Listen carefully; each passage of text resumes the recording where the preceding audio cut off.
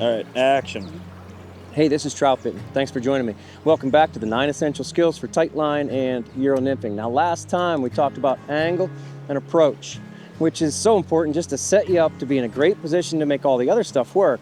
And the next thing we're talking about, the next of the 9 essential skills, is turnover and tuck cast. Now, the tuck cast is the cast. It's the number one thing we're going to do out here. It's the main cast. All you really need is full turnover in the air. We're casting in the air. We're going to talk about all of this stuff, why it's so important, why the tuck cast sets you up to then stick the landing, which is our third skill. Each one of these 9 essential skills has its own dedicated video. Everything very much does go in order. You can watch them in whatever order you like, but everything sets up the next skill. And without a great angle and approach, then the tuck cast, well, it doesn't fall apart, but it's not as useful.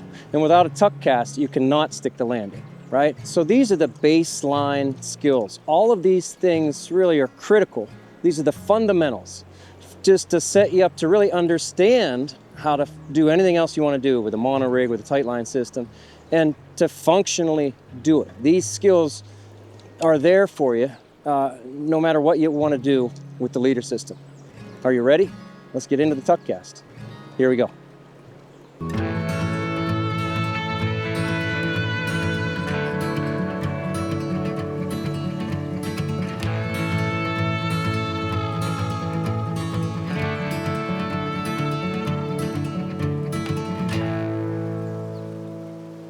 So I'm going to change leaders. This is a thin red, and I'm going to switch over to the standard mono rig. Green one so you can see it, hopefully. We're going to do our best. The illustrations that we'll put in this video are really going to help show you what the tuck cast really is. So there may be nothing more misunderstood than the tuck cast. As fly casting goes, maybe this is the one that seems to have the most confusion built around it. So this is a Joe Humphreys idea. Joe Humphreys, George Harvey, back in the 80s, were kind of popularizing the idea of a tuck cast. It's just a standard fly style cast. We're going to go over this, but full turn over there, full turn over there, and the fly goes in first. It's truly that simple. For me, it's not a specialized cast. It's not something that I use once in a while, like, oh, I want to get deeper, I'm going to use a tuck cast. No, I use it, I want to say 100% of the time. When I'm nymphing, and even when I'm throwing streamers on this mono rig, I want full turnover. Every fly casting style needs turnover in the air. The turnover, the leader fully, the line and leader fully extend back there, and they fully extend on the forward cast, and then the fly goes down. If you're fishing a dry fly, it gets out to the end, and then everything flutters down. Here with the nymph, the fly is going to get to the end. It's got some weight, whether it's a weighted fly or it's split shot, whatever. Gets out to the end, can't go out any further. It's going to tuck down in. And I made it with every presentation. I'm doing that. Now, I'm not always using the tuck cast just to get deeper. Not at all. And it's just a fly first entry. So I always want that. I don't always want to slam it down into the water, force it down. That would be a deep tuck cast like this. It goes out and then boom, we can really force it down. I think that's what people think of when they are talking about a tuck cast. The most, they're thinking of that deep tuck. But just as often, I'm just sort of pitching it in. It gets out to the end, and I'll get this very shallow tuck. It is simply a fly first entry. If you have a fly first entry, and then only the tippet that has to go in goes in, and the sighter stays up, as we're nymphing we're talking about, then you have a tuck cast. You can do it at any angle. It's really not a complicated thing. The turnover, as I said, always happens in the air. So think of it that way. The cast happens in the air, completes in the air. Fly casting does not complete on the water. You don't want the cast to finish by unrolling on the water, because that completely takes away your tight line advantage. So here's why the tuck cast is so important. There are a few things. The tuck cast, first of all, gives you the accuracy that you really need about where the fly goes in and then where the tippet goes in. I've been saying this a lot lately. That's where true accuracy comes from. Everybody thinks about the fly position. You know, I want to put it, I'm within this golden ratio, so that's the lane that I'm hitting, and I put my fly in. I'm also thinking about what angle I put the tippet. The fly went in, and then I was able to place the tippet. The only way I was able to get that tippet position, the accuracy of that tippet, was because I had a good tuck cast, full turnover in the air. So that's one reason that we tuck cast, for that true accuracy. Another reason we tuck cast is to force the line, or to force the weight down into the water. You can fish the same fly. I have a number 12 stonefly on, and I feel like I could cover most of this water, maybe all of it, maybe everything in sight with one fly by simply adjusting the force of that tuck cast. The deepest water and the faster stuff, I want to force it in more. So I'm going to get that deep tuck, which we'll show in a bit. And in the skinniest stuff, some stuff down here and even the side stuff, maybe this stuff that's over on my left side, I would get a shallow tuck that would go in but doesn't force the fly down in so much, more of just that shallow tuck. So when I adjust for a shallow tuck or a deep tuck, I'm also adjusting how much slack I'm giving to the nymph. And I am not talking about a foot of slack. I'm talking about inches of slack, just 2 or 3 inches of slack. If I tuck it in and then just give a little bit of grace, think of it that way, so the fly can fall, that's another advantage. That's another reason the tuck cast is so important, because I can provide just that little bit of curve, is that grace, is inches of slack, so the fly can fall sooner. With the tuck, I get all those options. But without a tuck, the line starts to lay on the water. The sighter will lay on the water. Too much tippet, too much line, too much leader, and especially that sighter ends up to be on the water instead of above it. And then I got to pick it up. So having that tuck cast sets up sticking the landing, sets up my sighter to stick the landing and be in position ready to fish. So I get to set up with contact or without. I get to set up with a deep tuck, force the fly in, or just shallow kind of pitch it in, but always that fly first entry. And I get true accuracy in every kind of water, accuracy with the fly, and really accuracy with that tippet. It all adds up. Hey, this video is sponsored by our good friends over at Tajima Direct. They offer the best lens replacement service on the market. So polarized sunglasses are a critical piece of gear every day that I'm out here on the water. And you just grab your old sunglasses, or your new ones if you want new lenses in them, send them into Tajima, they'll send them back to you with your choice of prescription, non-prescription, and a bunch of different lens tints that are specifically designed for fly fishing. Tajima has patented lens technology which enhances clarity and cuts glare like no other lens on the market. So they have the best lenses, fantastic customer service, and far better prices than what your eye doctor can offer. Been working with these guys for a while, and I'm really happy to recommend them. Check them out at tajimadirect.com. Tell them Troutbitten sent you.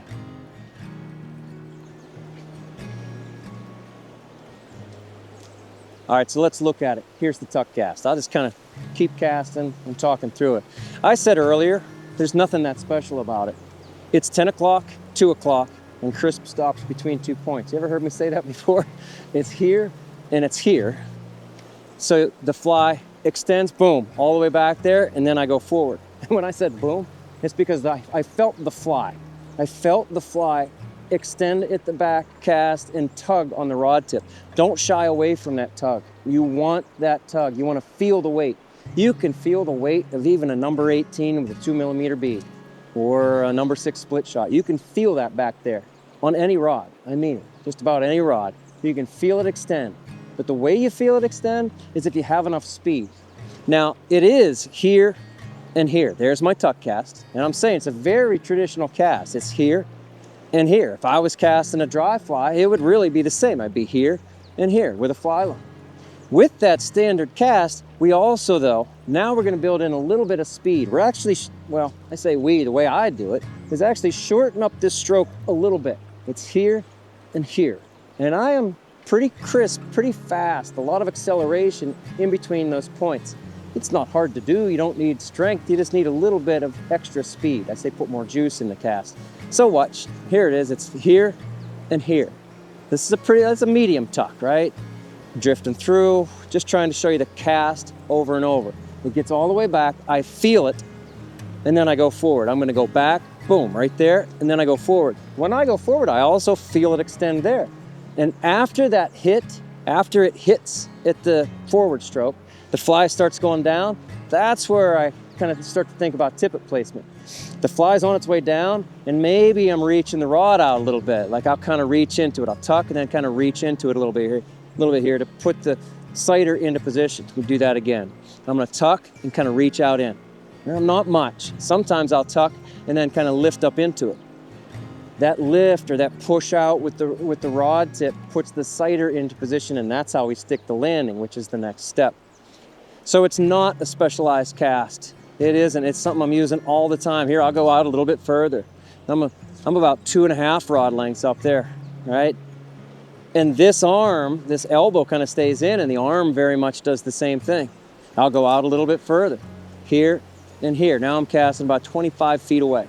Tuck cast. Coming down through, here, here, tuck cast. And I'm varying that angle, well, I'm varying the degree of the tuck, whether it's deep or shallow, very much with how much extra speed I'm putting in and how crisp I'm stopping. This is important too. I should have said this before. I got a little bit of a leaf on there. That you really have to have a high rod. You want to stop the rod tip high, right? You can notice I'm not going like this. I tell people all the time, don't reach. We have a full video on why reaching is not a good thing to do when you're fly casting anyway, but especially with the mono rig stuff, that's just laying the line down. If you drop the rod tip, then I promise you the sighter is also going to drop. And we do not want that sighter on the water, not for all this baseline stuff. So even at distance, watch, I am stopping the rod tip high. I'm saying high, it's up there. It's about, just slightly over my head, I think. I'm here and here. We can do this cast at any angle. I've had people tell me, well, I got a lot of overhanging branches, so I couldn't do a tuck cast. Not true. Let's do the tuck cast by bringing it down here and here. If I had overhead obstruction, no problem. I'm fishing, I'm tuck casting in sideways. That fly's going whoop, in like that. And there's a lot more to that. You can really vary the angle. It can be straight overhead if you want this vertical entry, and that's probably the standard. It looks like this. That's the one I've been doing the most. And then again, I can just be sideways. I could tuck it right in there. I said about accuracy. Here, look, I'll put it right, I'll just punch it right under that tree. I'm not in the golden ratio anymore, but if I wanted to put my fly in there, boom, right in there. I'm right under that limb, no problem. Right there. Missed it, right? There it is. And so you can get a tuck at any angle. You can be vertical, you can be almost flat, sidearm. Accuracy, crisp stops, speed in between 2 points. It's a really standard cast. It's here and here. Nothing all that specialized about it. Don't try too hard. How about that? Let it go back, feel the weight, little extra pause. That is something that's different, is that extra pause. Different than, I'm gonna say, casting a dry line. So I'm using the standard, what I call the Troutbitten standard mono rig here. It's green. So you can see it at least a little bit today. I prefer to actually not use the green version when we're not filming. The standard mono rig is built from a 20-pound butt section. I'm not going to get into all the leader build and the reasons behind all that, but the 20-pound gives you more power.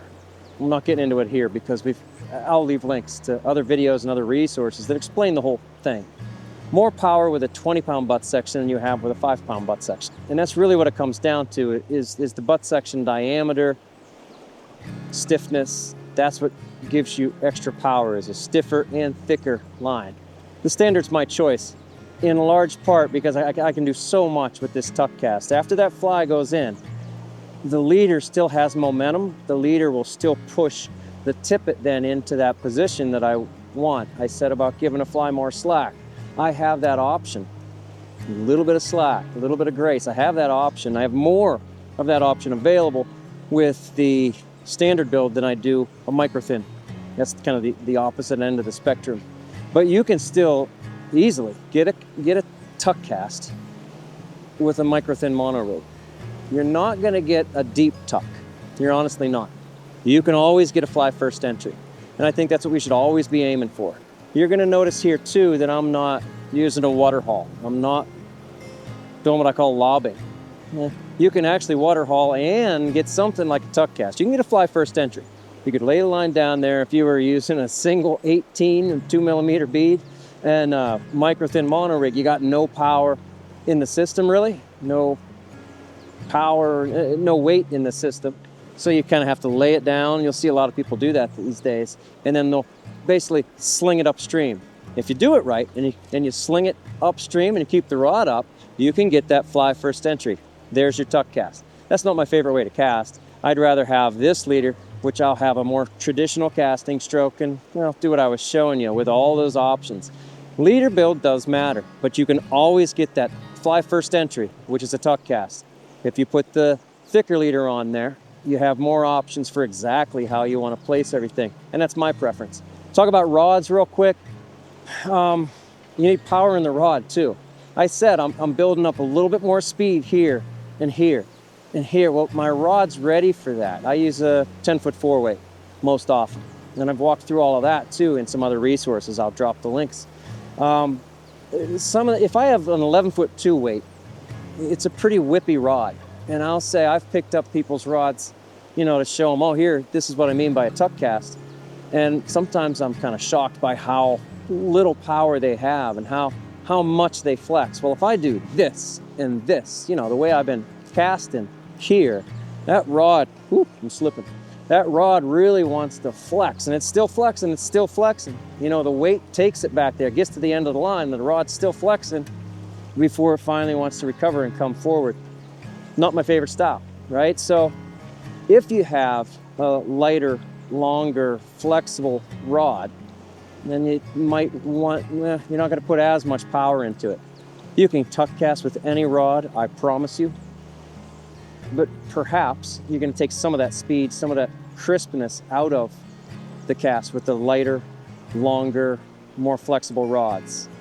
You're going to find how it works with your rod, right? But you may not want to just mimic exactly what I'm doing here if you have a really light and long, kind of limber rod.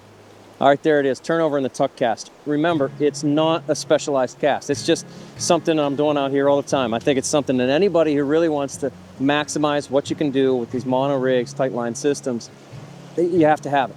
It is the standard cast, and then you're gonna just vary it like I was showing you. So what comes next is sticking the landing. Because we tuck cast, then we get to choose where and how that sighter is gonna set up. That'll be the third part of this 9 Essential Skills series. Don't forget either, there's a lot of other resources for you. Troutbitten Skills series with the 9 Essential Skills for tight line and Euro nymphing podcast. And then on the website, there are 9-10 articles actually about the same stuff, 9 Essential Skills for tight line and Euro nymphing. Don't forget that this is the baseline. You're gonna vary at that angle and approach. We're gonna talk in these other skills about how sometimes you're going to go out of this baseline, but these are the fundamentals. This is what sets the base. This is your core group of things to really understand and make the most out of all this good stuff. So, hope that makes sense. I think it should. And fish hard. Have fun out there. We're going to go fishing. Josh is going to catch a couple.